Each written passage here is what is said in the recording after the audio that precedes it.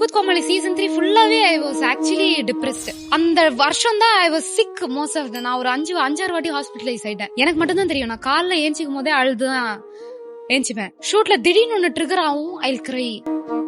வீட்டுக்கு போனோம் அப்படின்னு சொல்லி நான் அழுதுருக்கேன். எனக்கு முடியல அப்படின்னு சொன்ன ஓடி இருக்கேன் செட்டை விட்டுலாம். 6 மாசம் முன்னாடி வரைக்கும் நீங்க எல்லாம் என்ன அவ்வளவு லவ் பண்ணீங்க. அப்போ நான் எங்க திறந்தாலுமே என்ன நீங்க கலாய்க்கிறீங்க. அப்ப நான் எப்படி இருக்கணும்?